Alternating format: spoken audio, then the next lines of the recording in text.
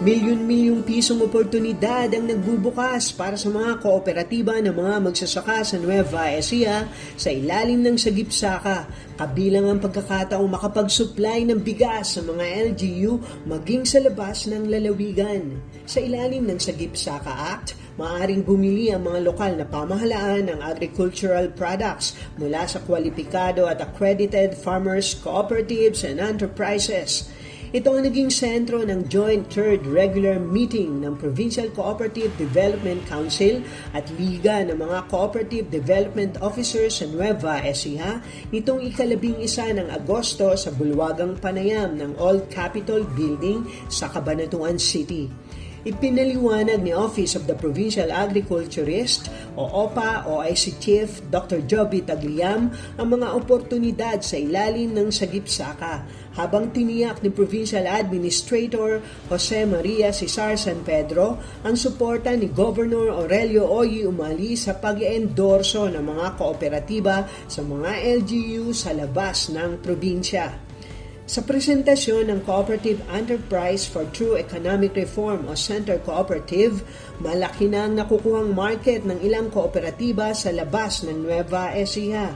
Kabilang dito ang 123 million peso rice contract sa Pasig City ng nagkakaisang magsasaka agricultural multipurpose cooperative, habang mayroon ding supply transactions sa Rizal Province at Quezon City. Ang Center Cooperative naman ay may ongoing na 5 million peso rice supply projects sa Gimba LGU para sa 8,000 bags ng bigas na tig 10 kilo o kabuuang 80 metric tons sa ilalim ng Expanded Local Government Support Fund. Para makuha ang ganitong mga kontrata, kailangan ng consolidation ng mga magsasaka at mga kooperatibang may rice mill upang kayanin ang malaking volume ng demand at matugunan ang mga kinakailangang delivery. Sa pagpupulong, lumutang din ang hamon na mapasok ng mga nagpapanggap na farmers and fisherfolks cooperatives and enterprises ang procurement process. Gayon din ang posibilidad na mapalitan ng imported rice ang lokal na produkto. Kapag nangyari ito, maaaring mapunta sa ibang oportunidad at pondong dapat sana'y mapapakinabangan ng mga tunay na magsasaka.